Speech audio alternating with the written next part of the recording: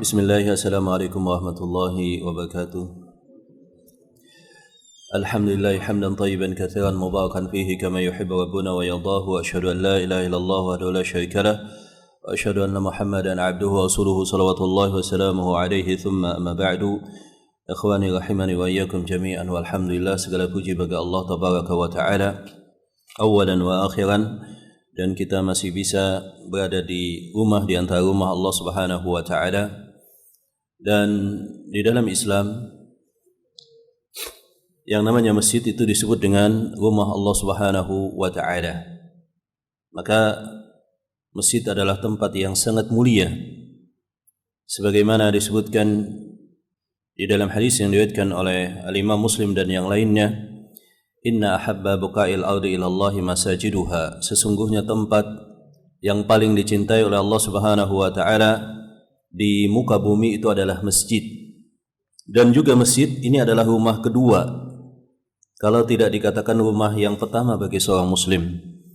Maka Rasulullah SAW menyatakan, al-masjidu baitu kullu taqiyyin, sesungguhnya masjid adalah rumah bagi setiap orang yang bertakwa. Maka alhamdulillah, dengan izin Allah Subhanahu wa taala, kita sebagai seorang muslim diberikan taufik dan hidayah oleh Allah sering menghabiskan waktu di masjid, dan ini termasuk dalam firman Allah Subhanahu wa taala, innama ya'muru masajidallahi man amana billahi wal yaumil akhir wa lam yakhsha illallah. Dan orang yang memakmurkan masjid Allah Subhanahu wa taala berarti dia adalah orang yang beriman kepada Allah dan hari akhir, dan tidak takut melainkan hanya kepada Allah Subhanahu wa taala. Dan ini juga akan menjadikan seorang muslim qalbuhu mu'allaqun bil masajid, dia akan dinaungi kelak oleh Allah Subhanahu wa taala. Pada hari naungan tidak ada naungan melainkan naungan Allah Subhanahu wa taala. Nah, jadi menghabiskan waktu di masjid itu macam-macam bentuknya jamaah. Sebagai muqaddimah dan faedah singkat, di antaranya adalah salatul jamaah yang baru saja kita lakukan. Kemudian juga di dalam hadis yang lain, hadis yang diriwayatkan oleh Abu Hurairah, afala adullukum ala syai'in, apakah mau aku tunjukkan kepada kalian atas sesuatu yang jikalau kalian lakukan akan dihapuskan dosa kalian dan diangkat derajat kalian? Qalu bala ya Rasulullah. Maka Rasulullah SAW menyatakan, isbagul wudu fil makarih, menyempurnakan wudu pada saat musim dingin. Berikutnya kathratul khuta ilal masajid, memperbanyak langkah ke masjid. Wa intidharus shalah ba'da shalah, dan menunggu salat yang satu sesudah selesai salat yang satu dilakukan. Termasuk juga menghabiskan waktu di masjid apa yang saat ini kita lakukan, yakni mudarasatul ilm wa qiraatul Quran wal ahadits, majlis ilmu, sebagaimana dalam hadis yang diriwayatkan oleh Al-Imam Al-Bukhari dan Muslim, majtama qaumun fi baitin min buyutillah yatluna kitaballah yatadarasunahu fi ma bainahum. Baik, jemaah sekalian, maka kalau kita lihat memang tidak berlebihan ketika sebagian ulama menyebutkan bahwa masjid itu adalah rumah kedua, bahkan juga bagaikan kolam bagi ikan kalau dibuat perumpamaan demikian. Kita lanjutkan pembahasan kita pada kitab Zadul Ma'ad fi Hadi Khairil Ibad, dan masih pada bab puasa. Faslun, pasal selanjutnya kata Imam Ibnu Qayyim, wa kana yudrikuhu al-fajru wa huwa junubun min ahli, dan ada kalanya Rasulullah SAW junub. Jadi ketika bulan Ramadan ada kalanya Rasulullah SAW junub min ahli, karena beliau melakukan hubungan dengan keluarganya sampai terbitnya fajar, sampai datangnya waktu salat subuh. Dan yang demikian tidak masalah sama sekali. Telah kita sebutkan bahwa Rasulullah SAW itu terbiasa melakukan at-tahajud, bahkan qiyamul lail atau tahajud adalah wajib bagi beliau, dan biasanya beliau melakukan setelah beliau tidur sebelumnya. Bahkan Rasulullah SAW beliau bersegera tidur dan istirahat di malam hari, kemudian bangun di sepertiga terakhirnya. Maka menunjukkan bahwa yang dimaksud kemungkinan adalah sesudah Rasulullah SAW qiyamul lail, kemudian beliau junub, kemudian beliau tidur sejenak, atau keadaan yang lain juga dimungkinkan, tetapi yang menjadi poinnya adalah beliau bangun di waktu subuh dalam keadaan junub, dan yang demikian tidak masalah. Fayaghtasilu ba'dal fajri, dan beliau mandi ketika waktu subuh masuk, wa yasumu, dan beliau lanjut puasa. Naam. Wa kana yuqabbilu ba'da azwajihi wa huwa sha'imun fi ramadhana, dan adalah beliau terkadang melakukan hal yang lazim terhadap istri beliau, semacam mencium istri beliau, wa huwa sha'imun fi ramadhan, dalam keadaan beliau puasa di bulan Ramadan. Naam. Wa syabbaha qiblatahu as-sha'imi bil madmadati bil ma, dan yang demikian tidak masalah, bahkan beliau serupakan bagaikan seorang yang puasa yang dia memasukkan air ke dalam mulutnya berkumur-kumur ketika saat akan wudu. Nah, maka para ulama memasukkan bahwa hal yang dibolehkan bagi seorang puasa itu adalah melakukan cumbu rayu atau bermesraan dengan istri selama kedua belah pihak yakin tidak melangkah lebih jauh. Adapun hadis-hadis yang lain, misalkan para ulama ikhtilaf. Contohnya misalkan hadis yang diriwayatkan oleh Abu Daud daripada Misda' bin Yahya daripada Aisyah bahwa adalah Rasulullah SAW pernah mencium Aisyah dalam keadaan beliau berpuasa. Maka hadis ini sebagian para ulama menyatakan adalah hadis yang lemah. Hadis yang lemah. Demikian juga hadis yang serupa, akan tetapi secara umum dibolehkan melakukan hal yang demikian, sebab yang diharamkan hanyalah al-jima' atau berhubungan badan. Wa amal hadits alladhi rawahu al-Imam Ahmad wa Ibnu Majah an Maimunah, ada juga hadis yang lain, contohnya misalkan hadis yang diriwayatkan oleh Imam Ahmad dan Ibnu Majah daripada Maimunah, di mana Maimunah berkata, Su'ila Nabi sallallahu alaihi wasallam an rajulin qabbala imra'atahu wa huwa sha'imani. Jadi Rasulullah SAW beliau pernah ditanya seorang yang dia mencium istrinya dalam keadaan keduanya berpuasa, bagaimanakah hukumnya? Faqala qad aftar, maka dalam hadis tersebut disebutkan qad aftara, keduanya telah batal puasanya. Qad aftara yakni laki-laki maksudnya, qad aftara telah batal puasanya.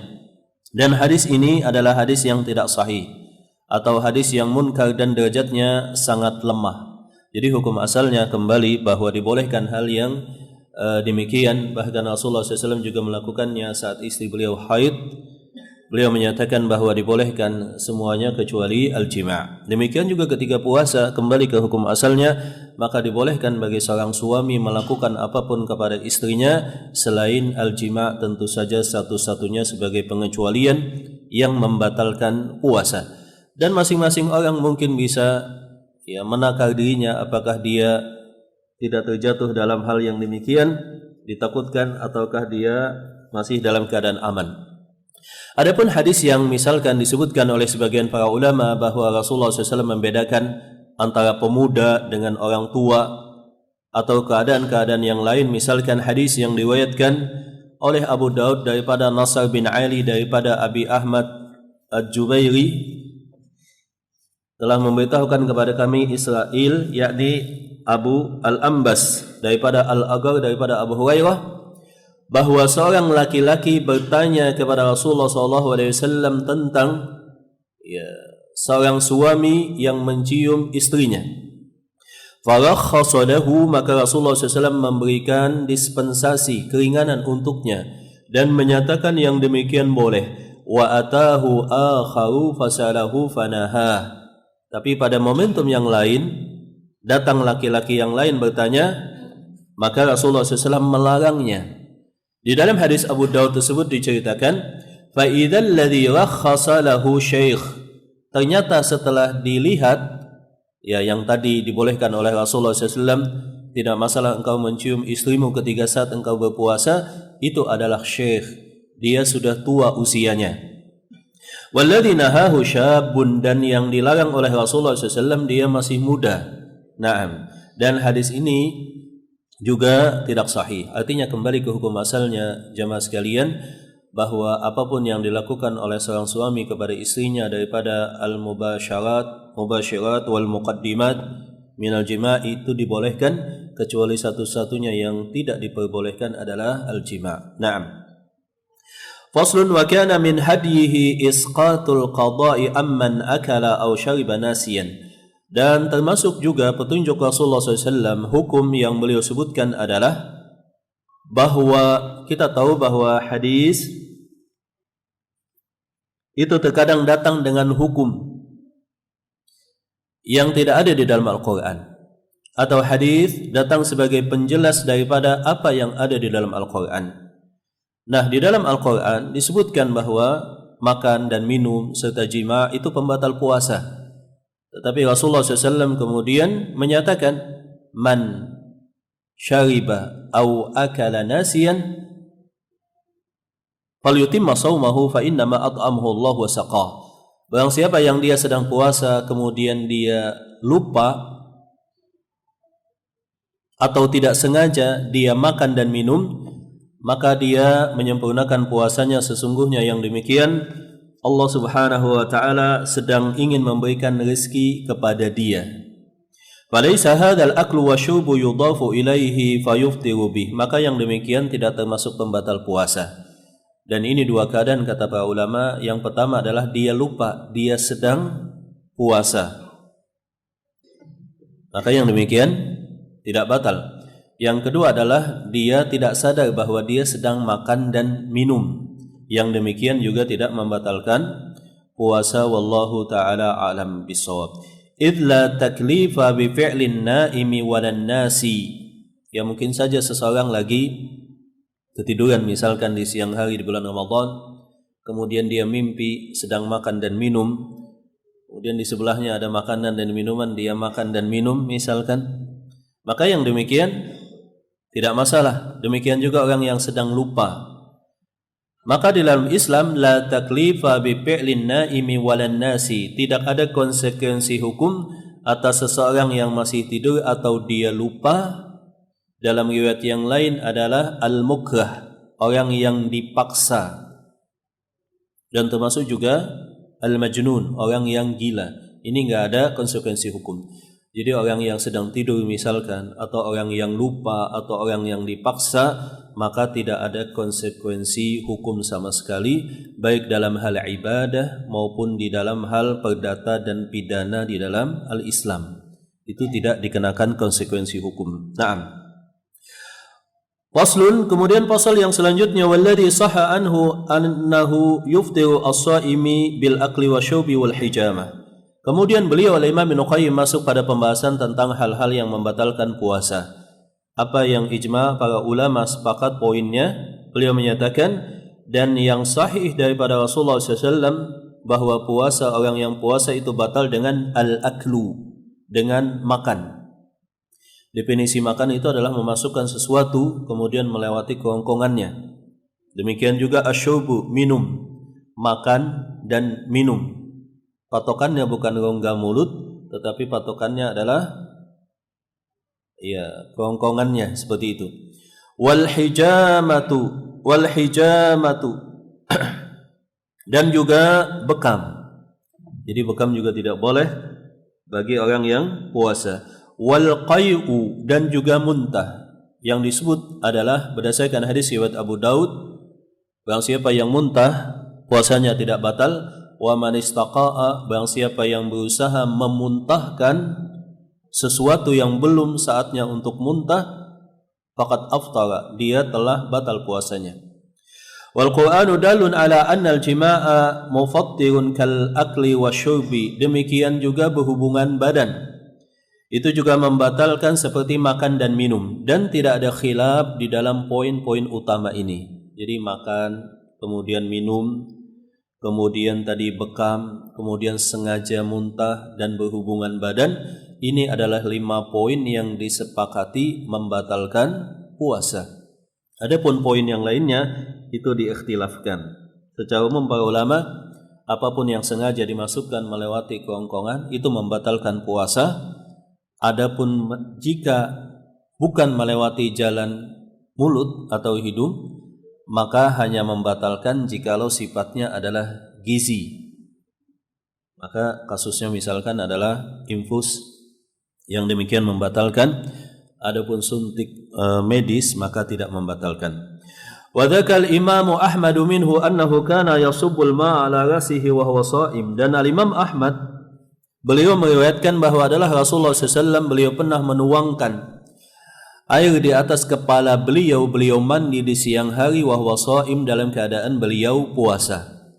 Dalam riwayat yang lain disebutkan bahwa itu adalah saat cuaca panas, dan memang lazimnya Ramadan di Arab sana itu adalah saat musim panas, dan Rasulullah SAW saat itu mandi di siang hari, dan yang demikian tidak masalah. Hanya saja mungkin jikalau dikhawatirkan masuk, dia tinggalkan.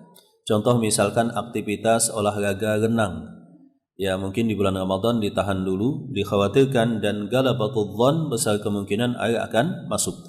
Wa kana yatamadmadu wa yastanshaqu wa huwa sha'im. Dan adalah Rasulullah SAW seperti biasa, ketika awal wudu beliau memasukkan air ke dalam mulut, kemudian beliau istinsyaq dalam keadaan puasa. Wa mana as-sha'ima minal mubalaghati fil istinsyaq, hanya saja beliau melarang orang yang puasa untuk al-mubalaghah, bersangatan dalam istinsyaq. Jadi hukum asalnya istinsyaq yakni idkhalu al-ma' ila al-fam, memasukkan air ke dalam hidung sampai ke pangkal hidung, itu hukum asalnya adalah bersangatan. Bersangatan itu maksudnya setelah dimasukkan ke hidung, kemudian diisap sampai pangkal hidung, baru kemudian dikeluarkan dengan hembusan yang kuat, menekan seperti ini. Wabalik fil istinsyaq, maka bersangatanlah kalian ketika istinsyaq.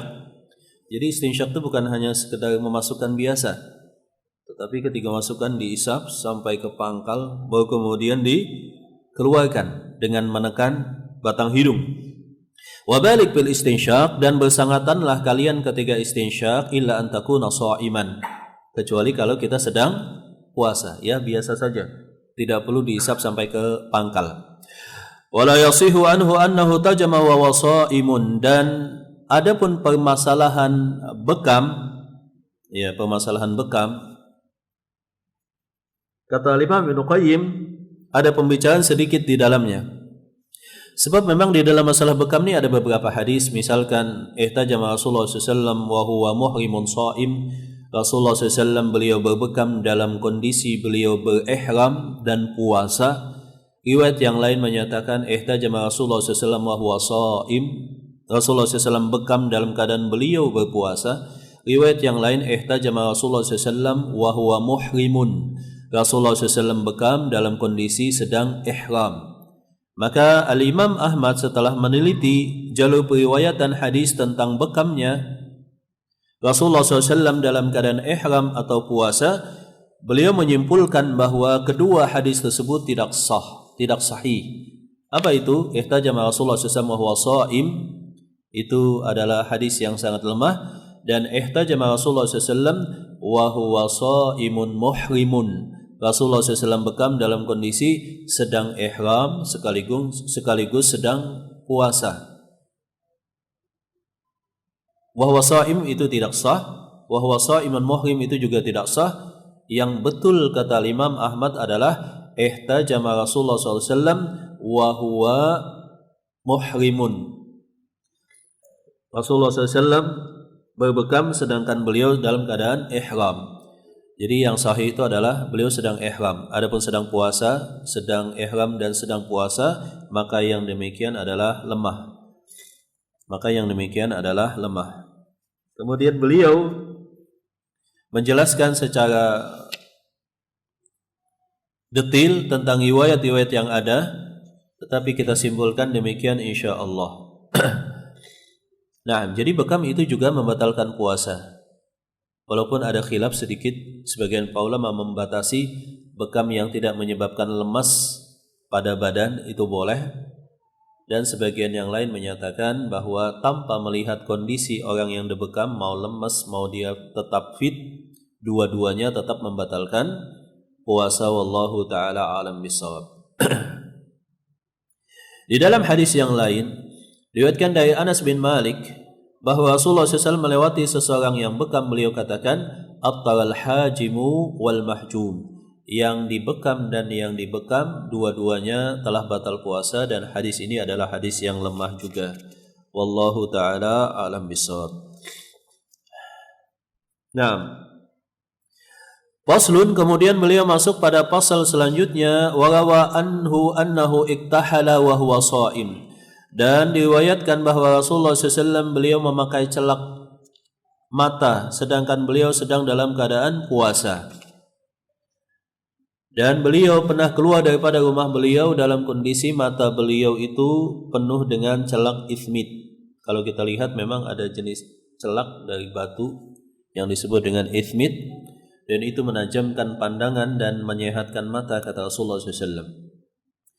Adapun beliau pernah di bulan Ramadan memakai celak, maka hadis yang demikian adalah hadis yang lemah. Hukum asalnya dibolehkan, tetapi periwayatan Rasulullah SAW pernah memakai celak, maka yang demikian itu kata para ulama adalah hadis yang lemah. Maka kembali al-mubahat, sesuatu yang dibolehkan, semacam memakai minyak wangi itu boleh, semacam juga celak itu juga dibolehkan, semacam kumur-kumur dan istinsyak ketika akan wudu selama tidak berlebihan, yang demikian juga diperbolehkan, termasuk juga as-siwak. Khusus tentang siwak adalah Rasulullah SAW biasa bersiwak bahkan ketika bulan Ramadan. Dan ketika datang hadis, maka pendapat para ulama ya dikesampingkan. Adalah Rasulullah SAW beliau tetap melakukan siwak di saat berpuasa. Adapun hadis yang menyatakan misalkan Rasulullah SAW beliau bersiwak di pagi hari, dan ketika siang hari beliau tidak bersiwak lagi, maka hadis yang demikian adalah hadis yang lemah. Pada perinciannya, misalkan Al-Imam Ahmad menyatakan siwak itu disunnahkan bagi orang yang berpuasa, tetap disunnahkan. Adapun Imam Syafi'i membatasi hanya sampai siang Ramadan. Ketika masuk waktu zuhur dan tergelincir matahari, maka tidak boleh lagi seseorang siwak atau sikat gigi. Dan yang dimaksud adalah tanpa pasta gigi, sebab pasta gigi memang dikhawatirkan akan membatalkan puasa. Wallahu ta'ala alam bisawab. Nah, pasal selanjutnya jemaah rahmat Allah Subhanahu wa taala adalah petunjuk Rasulullah SAW di dalam puasa sunnah. Nah, sebagaimana telah kita ketahui, wa inna likulli ibadatin wajibatin masnunah. Pada setiap ibadah yang wajib pasti ada ibadah yang sunnah. Kita lihat misalkan ibadah haji, maka ada juga ibadah umrah yang para ulama menyatakan khilaf apakah itu wajib satu kali ataukah itu juga adalah sunnah muakkadah. Kemudian ibadah salat yang 5 waktu, ada juga sunnah yang rawatib yang Rasulullah SAW tidak pernah meninggalkannya, yakni 10 atau 12 rakaat, di mana Rasulullah SAW menyatakan dalam hadis Ummu Salamah akan dibangunkan istana untuknya di surga Allah Subhanahu wa taala, sampai-sampai Rasulullah SAW tidak pernah meninggalkannya, sampai-sampai para ulama menyatakan bahwa man taraka al-rawatibah, barang siapa yang dia sengaja dan sering meninggalkan salat sunnah rawatib sesudah atau sebelumnya, turaddu syahadatuhu, maka ditolak persaksiannya. Ada 2 sunnah yang para ulama menyatakan ditolak persaksiannya, terutama dalam madhab al-Hanafiyah, madhab Hanafi. Yang pertama adalah salat witir. Barang siapa yang rutin tidak salat witir, maka dia dianggap sebagai orang yang ditolak persaksiannya. Yang kedua adalah salat rawatib, salat sunnah rawatib. Barang siapa yang sengaja dan sering meninggalkan salat sunnah rawatib, maka ditolak persaksiannya. Maksudnya dia ditolak. Bahkan sebagian menyebutkan dia bisa jadi masuk ke fasik dan tidak bisa menjadi saksi. Jadi saksi perkara misalkan ketika ada satu putusan terhadap perkara di pengadilan, atau jadi saksi nikah. Ya, jadi dalam mazhab Abu Hanifah, orang yang sering tidak salat witir itu tidak boleh jadi saksi nikah, Pak. Ya kan? Luar biasa kalau itu diterapkan. Atau orang yang sering tidak sholat rawatib, nggak boleh jadi saksi. Sampai ke sana para ulama. Jadi memang jauh level para ulama zaman dulu dengan keadaan saat ini. Demikianlah setiap ibadah yang wajib ada ibadah yang sunnah, dan fungsinya adalah untuk menjaga istiqamah, supaya seseorang tetap istiqamah. Barang siapa yang dia terbiasa meninggalkan sunnah, maka dia pasti akan jatuh sesekali pada meninggalkan yang wajib. Dan barang siapa yang dia meninggalkan sunnah, maka dia tidak akan bisa istiqamah. Ya, barang siapa yang dia meninggalkan sunnah, maka dia tidak akan bisa istiqamah. Dan barang siapa yang dia meninggalkan sunnah ketika ada ketidaksempurnaan atau kekurangan dalam ibadah wajib, maka dia tidak bisa menggantinya. Tidak bisa menggantinya. Nah, wa kana yasumu hatta yuqalu la yuftir. Dan Rasulullah SAW keadaan beliau itu beda-beda. Terkadang beliau sering puasa sunnah, sampai-sampai dikatakan beliau tidak pernah berbuka sama sekali. Wa yuftiru hatta yuqalu la yasum. Dan terkadang beliau jarang puasa sunnah, sampai para sahabat bingung, ini kok bulan ini Rasulullah SAW tidak terlihat puasa sunnah. Wa mastakmala siyam syahrin ghairi ramadhana. Dan beliau tidak pernah sempurna satu bulan puasa melainkan hanya bulan Ramadan. Wa ma kana yasumu fi syahrin akthar mimma yasumu fi sya'bana. Dan jikalau dilihat dari semua bulan di luar bulan Ramadan, puasa sunnah Rasulullah SAW yang paling sering adalah bulan Sya'ban. Bulan Sya'ban itu beliau hampir puasa satu bulanan, hanya tidak puasa menjelang akhir daripada bulan Sya'ban. Walam yakun yakhruju anhu syahrun hatta yasumu minhu. Dan beliau tidak pernah lewat satu bulan kecuali beliau pasti ada puasa sunnah di dalamnya. Ini misalkan hadis yang diriwayatkan oleh Abu Hurairah, Rasulullah SAW bersabda, wahai Abu Hurairah, aku wasiatkan kepada engkau minimal dalam satu bulan puasa 3 hari, kemudian salat duha 2 rakaat. Nah, walam yasum ats-tsalatsata al-ashhura sirdan kama yaf'aluhu ba'dun nas. Dan beliau tidak pernah puasa 3 bulan sempurna. Yang dimaksud adalah Rajab, Sya'ban, Ramadan.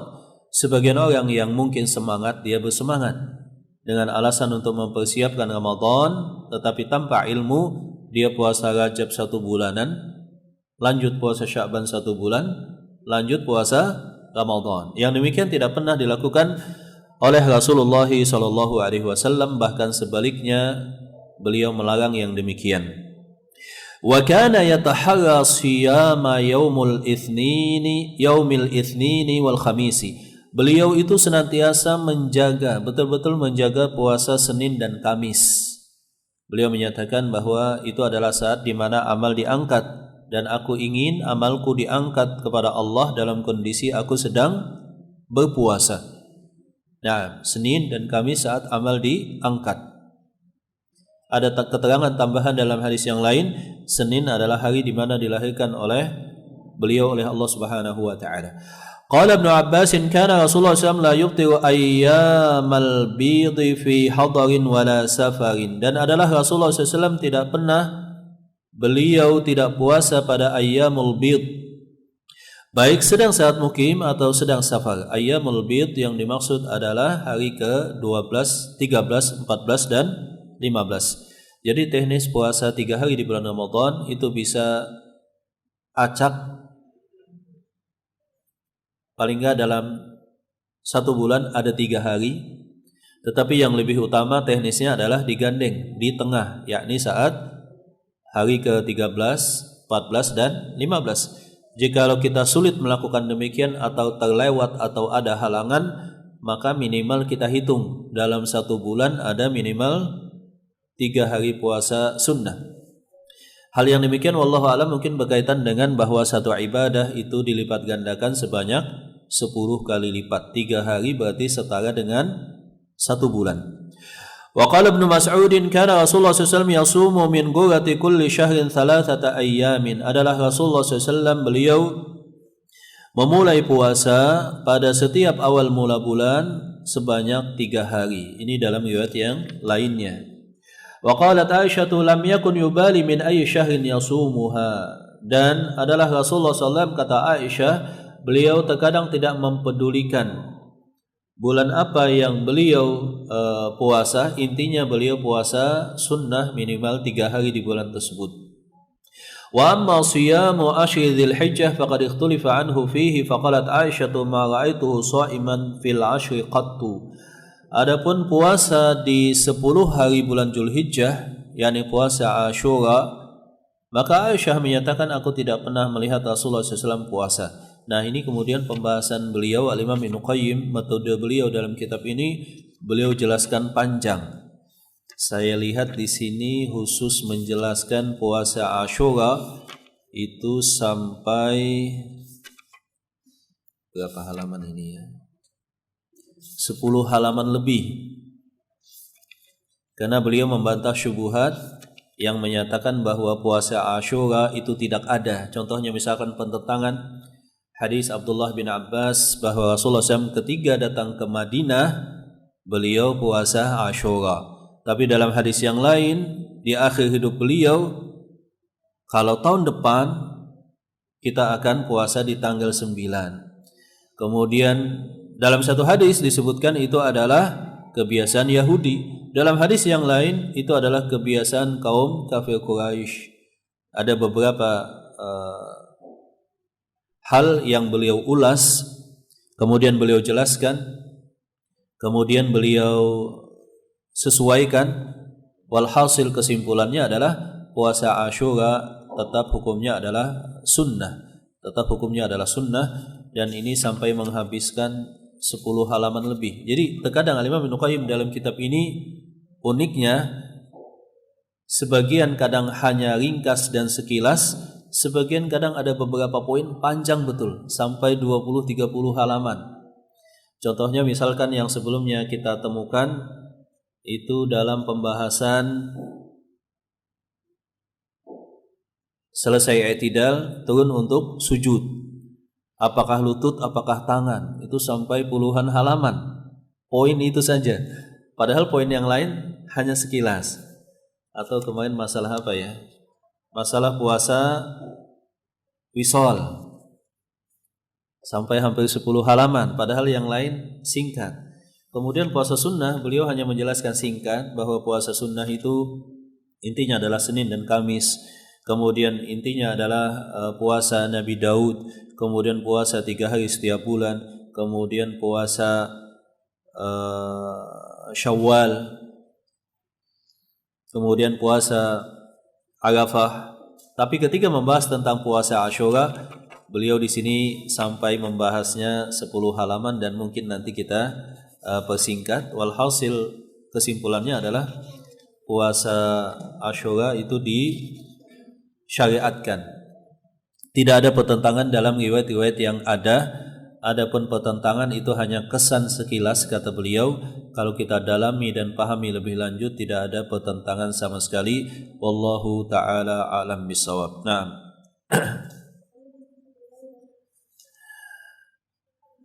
kita mungkin langsung lanjut pada pasal selanjutnya. Walam yakun min hadihi saydus shaumi wa siyamid dahri. Dan Rasulullah SAW tidak pernah puasa dahar. Puasa dahar itu maksudnya puasa 1 tahun penuh. Puasa 1 tahun penuh.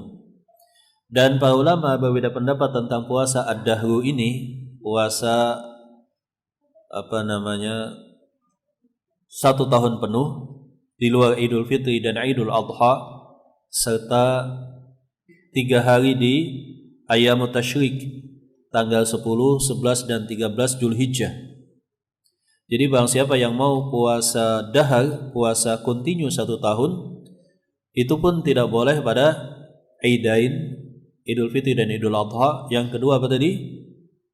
Hari Tasyrik, tanggal ke-11, 12 dan 13. Adapun selain itu ulama khilaf.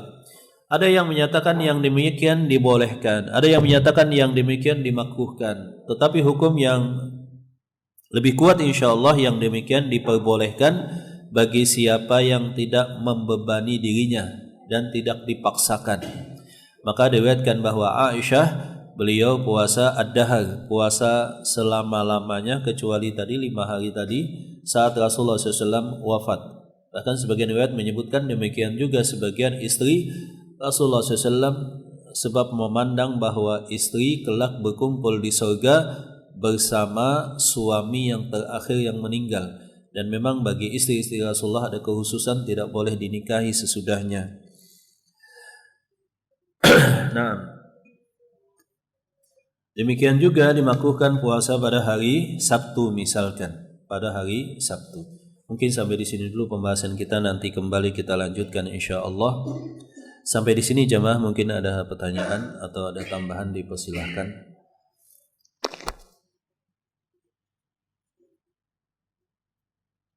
Tidak terasa Pak, ini sisa berapa hari lagi Ramadan? Berapa Pak? Oh iya, berarti sebentar lagi kita masuk Sya'ban ya. Taib jamaah, mungkin ada pertanyaan silahkan. Iya silahkan Pak.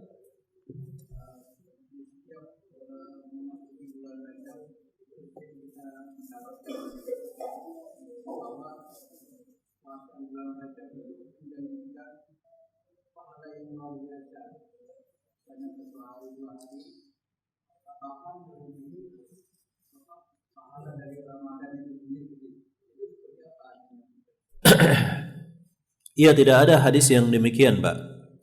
Tidak ada hadis yang demikian, puasa khusus di bulan Rajab atau sholat khusus, sholat Rajab atau sholat Raghaib. Yang demikian adalah bid'ah. Sholat khusus di malam sekian bulan Rajab, demikian juga memandang puasa di bulan Rajab itu memiliki keutamaan khusus. Ringkasnya kata para ulama, tidak ada hadis satupun yang sahih yang menjelaskan keutamaan bulan Rajab secara khusus, demikian juga bulan Sya'ban, demikian juga amalan yang dikhususkan. Maka cukuplah bulan Rajab itu mulia karena termasuk dari salah satu dari 4 bulan yang diharamkan.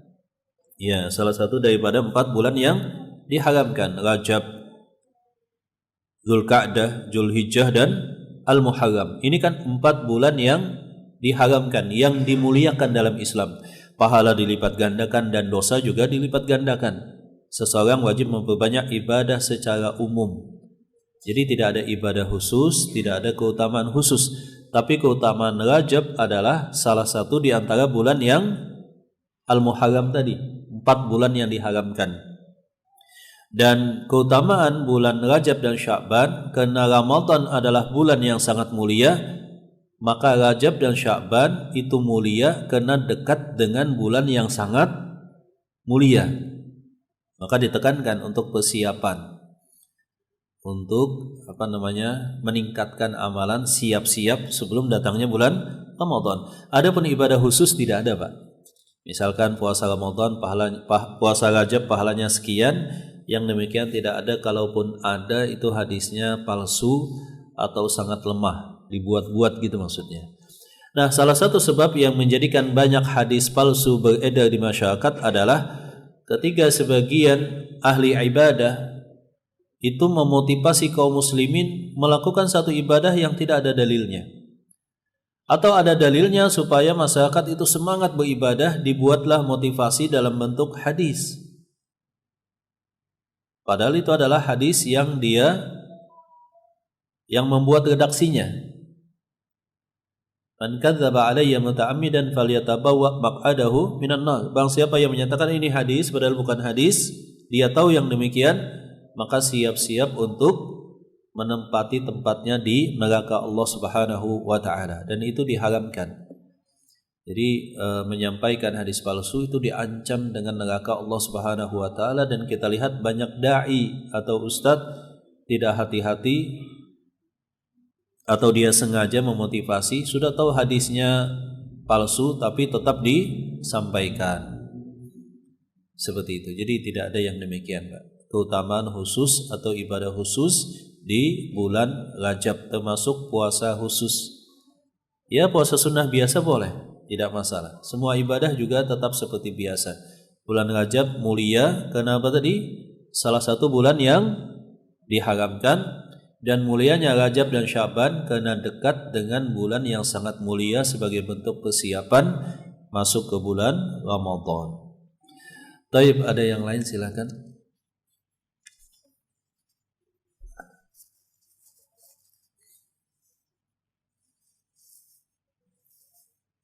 Iya, jadi menghabiskan waktu di masjid tadi, kalau kita lihat kan sholat 5 waktu, menunggu sholat ke sholat berikutnya. Misalkan habis sholat zuhur ke sholat asar, habis sholat asar lanjut ke maghrib, Masya Allah. Kemudian juga taklim seperti ini kan menghabiskan waktu di masjid. Kemudian setelah subuh sampai terbitnya matahari, kemudian setelah asar di hari Jumat sampai maghrib, itu bentuk-bentuk menghabiskan waktu di masjid. Bahkan saat galau, para sahabat itu di masjid, Pak. Contohnya misalkan hadis tentang doa lunas hutang, di mana Rasulullah SAW mengajarkan, ya Allahumma qfini bihalalika an haramik wa aghnini bifadlika amman siwak. Itu adalah doa untuk melunasi hutang. Ketika Rasulullah SAW melihat seorang sahabat, wahai sahabat, aku lihat engkau selalu di masjid, kata Rasulullah. Ada apakah? Kata sahabat tersebut, aku terlilit hutang wahai Rasul. Aku galau, malu ketemu orang. Dia habiskan waktunya di masjid.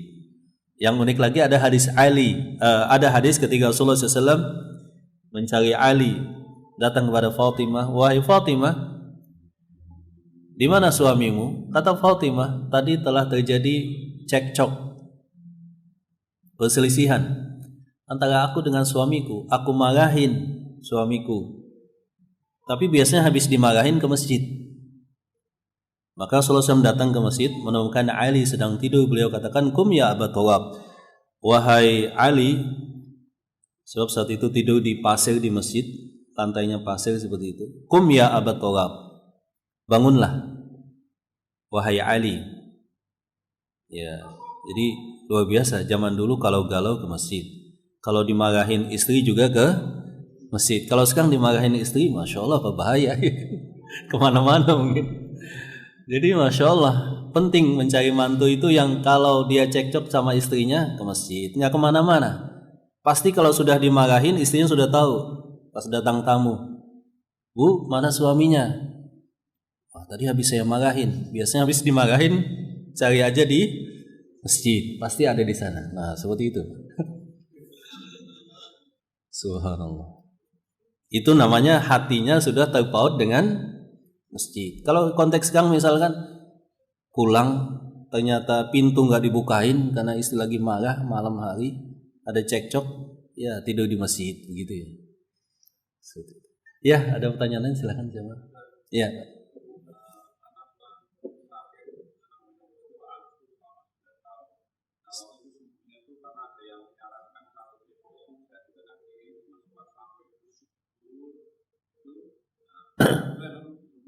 Apa penyakit apa tadi, Pak? Penyakit fistula anus. Ya, terus sumbunya ini karena ada yang katakan kalau tidak itu dari tengah itu dimasukkan ke konstruksi. Ya. Nah, jadi kalau nanti bulan Ramadan gimana? Itu terbukti Pak ya, sembuh ya? Masya Allah. Wallahualam. Bagaimana penjelasan teoritisnya mungkin saja kalau terbukti ada ya sebabnya.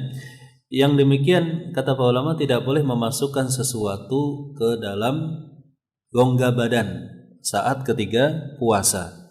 Sengaja memasukkan sesuatu ke rongga badan. Maka yang demikian itu dihindarkan. Yang dimaksud adalah telinga, hidung, mulut. Wallahu alam mungkin saja masuk yang tadi, dan itu perlu berhati-hati. Kalau motivasinya sembuh atas satu penyakit tadi dan terbukti, apalagi ada penjelasan ilmiah dan itu patut dicari mungkin kenapa sembuh dengan demikian, itu tidak masalah, tetapi sebagian orang melakukan yang demikian karena dia memahami agama dengan salah.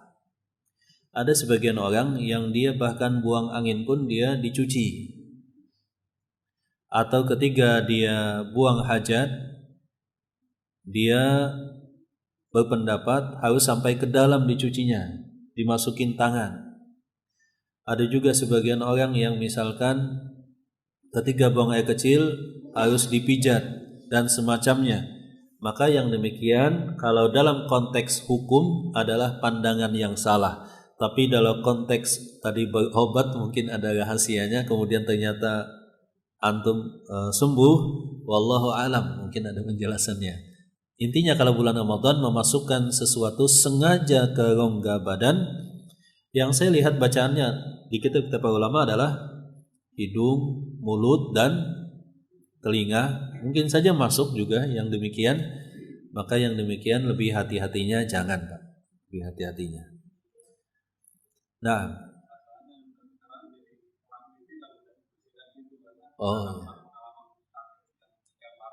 Oh iya.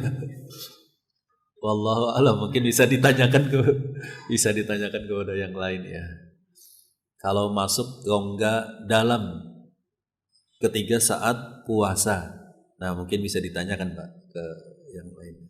Kalau saya lebih hati-hati memang kalau sudah masuk ke rongga dalam sengaja memasukkan atau mengeluarkan, bahkan darah dikeluarkan, itu juga membatalkan. Lebih hati-hatinya maksud saya.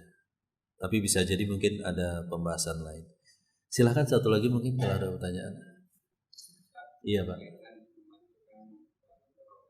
Iya Pak.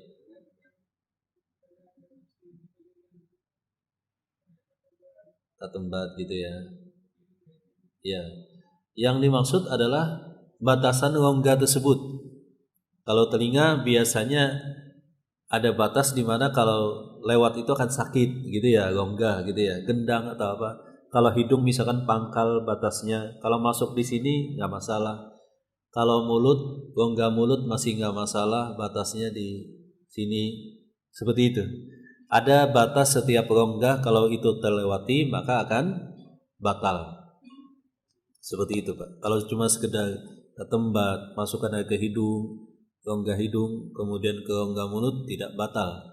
Tapi kalau sudah melewati batas itu yang dimaksud batal tadi ya.